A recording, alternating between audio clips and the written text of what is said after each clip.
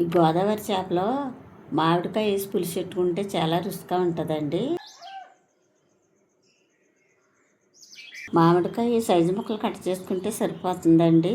చేపల పులుసు గుమ్మగుమ్మలు ఆడిపోతుందండి. హాయ్ అండి, అందరూ ఎలాగున్నారండి? ఈరోజు గోదావరికి వెళ్ళి చేప తీసుకొచ్చానండి. ఈ చేప పేరు చీలావతి అండి. చేపల పులుసులో మామిడికాయ వేస్తే చాలా బాగుంటుందండి. మన చెట్టు మామిడికాయ కోసుకుని ఇప్పుడు ఈ చేపను శుభ్రం చేసుకుని చేపల పులుసు పెట్టుకుందామండి.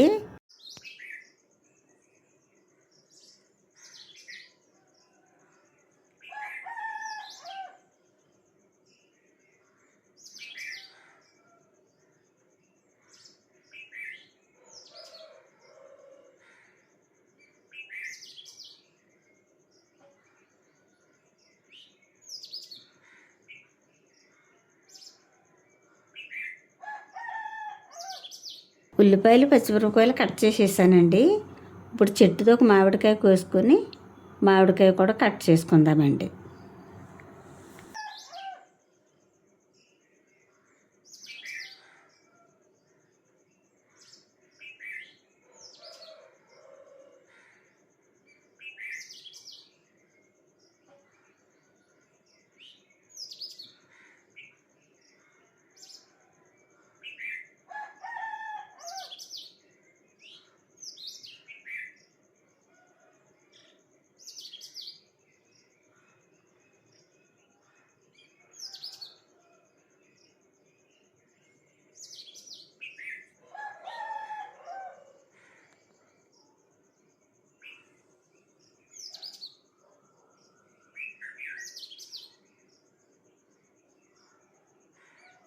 చేపల పులుసులోకి మామిడికాయ ఈ సైజు ముక్కలు కట్ చేసుకుంటే సరిపోతుందండి. ఉల్లిపాయలు పచ్చిమిరపకాయలు మామిడికాయ కట్ చేసేసానండి. చేప నీట్గా కడిగేసి కట్ చేసేసానండి. కేజీన్నర చేప అండి ఇది. ఈ కేజీన్నర చేపలోకి 4 ఉల్లిపాయలు 6 పచ్చిమిరపకాయలు ఒక మామిడికాయ కట్ చేశానండి. ఇప్పుడు వంట మొదలు పెట్టుకుందామండి.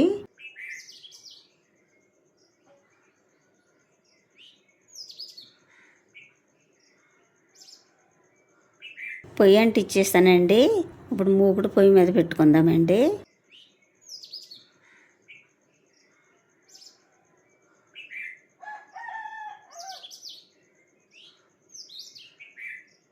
గిన్నె వీటెక్కింది ఆయిల్ పోసుకుందామండి.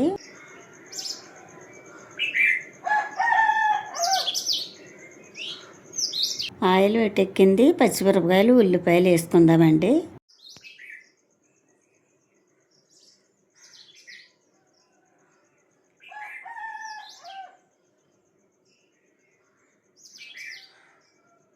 ఉల్లిపాయలు పచ్చిమిరపకాయలు ఒక 5 నిమిషాలు మగ్గనిద్దామండి.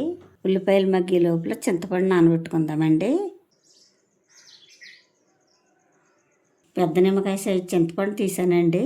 ఇప్పుడు ఈ చింతపండు నానబెట్టుకుందామండి.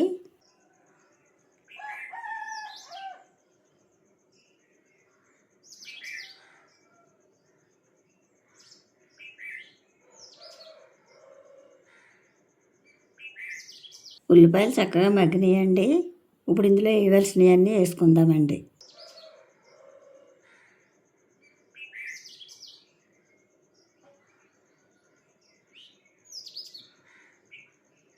రెండు స్పూన్లు పసుపు వేసుకుందామండి. 2 స్పూన్లన్నర కారం వేసుకుందామండి. రుచికి సరిపడగా కళ్ళుప్పు వేసుకుందామండి. ఈ ఉప్పు కారం పసుపు ఉల్లిపాయలను బాగా పట్టేలా కలుపుకుందామండి. కలిపేసానండి. నీట్గా కడిగి పక్కన పెట్టాం కదండి చేప ముక్కలు. ఇప్పుడే చేప ముక్కలు వేసుకుందామండి.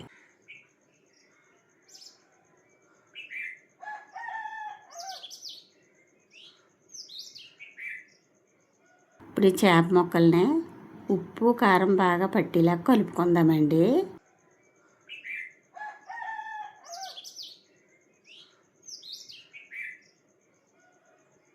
కలిపేసానండి.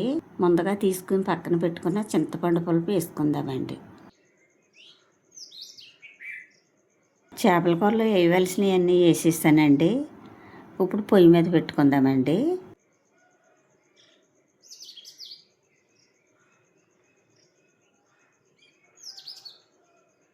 ఇప్పుడు మంట ఎక్కువగా పెట్టుకోకుండా సన్న మంట మీద ఒక 20 నిమిషాలు మగ్గనిద్దామండి.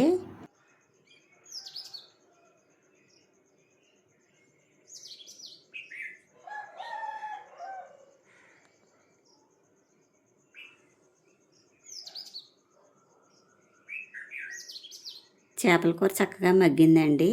కట్ చేసి పక్కన పెట్టాం కదండి మామిడికాయ బద్దలో. ఇప్పుడు ఈ మామిడికాయ బద్దలు వేసుకుందామండి. మామిడికాయ బద్దలో చేపల పులుసు ఇలా 10 నిమిషాలు మగ్గిన తర్వాత వేసుకోవాలండి. చేపల పులుసు కలిపి పెట్టేటప్పుడే వేసేసుకుంటే మామిడికాయ బద్దలో మెత్తగా ఉడికిపోతాయండి, తినటానికి బాగోవండి. చేపల పులుసు ఇలా 10 నిమిషాలు మగ్గిన తర్వాత వేసుకుంటే సరిపోతుందండి. మామిడికాయ బద్దలు వేసేస్తానండి. ఇలా చన్నమంట మీద ఒక 10 నిమిషాలు మగ్గనిద్దామండి. ఈ చేపల పులుసు మగ్గి లోపల మసాలాలు రెడీ చేసుకుందామండి. చేపల పులుసులో ఎల్లుల్లిపాయ జీలకర్ర వేసుకుంటే బాగుంటుందండి. 4 స్పూన్లు జీలకర్ర, 18 ఎల్లుల్లిపాయ రేకలు తీసుకున్నానండి. ఇప్పుడు ఎల్లుల్లిపాయ జీలకర్ర పేస్ట్ చేసుకుందామండి. ఎల్లుల్లిపాయ జీలకర్ర పేస్ట్ చేసేస్తానండి. చేపల పులుసు ఎంతవరకు మగ్గిందో చూద్దామండి.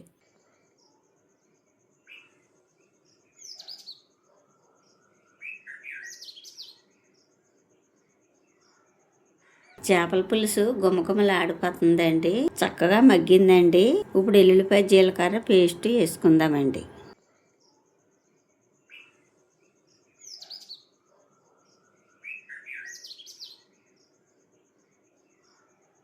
కొంచెం కొత్తిమీర వేసుకుందామండి.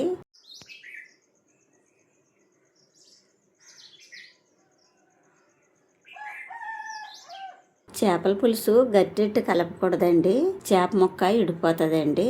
ఈ విధంగా కలుపుకోవాలండి. మసాలా వేసాం కదండి, 10 నిమిషాలు మగ్గనిద్దామండి.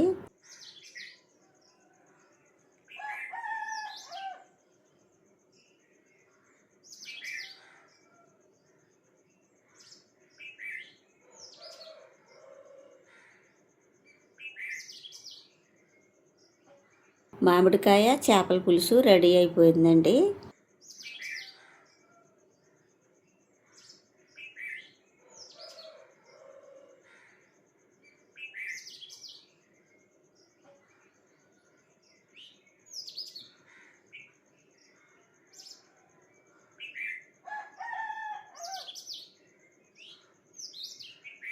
ఈ వేడివేడి అన్నంలో వేడివేడి చేపల పులుసు వేసి తింటే చాలా బాగుంటుందండి.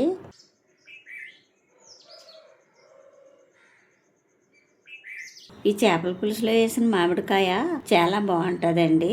చేపల పులుసులో వేసిన మామిడికాయ అంటే మీలో ఎంతమందికి ఇష్టమో కామెంట్ చేయండి.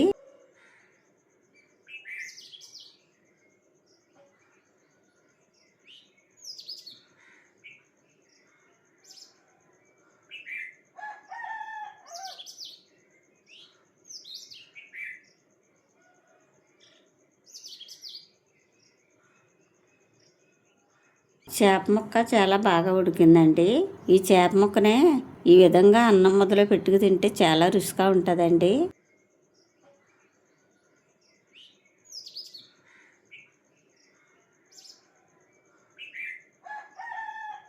చూసారండి, ఈ మామిడికాయ బద్ద చక్కగా ఉడికిందండి. ఇప్పుడు ఈ మామిడికాయ బద్దని అన్నం ముద్దలో పెట్టుకు తింటే చాలా బాగుంటుందండి.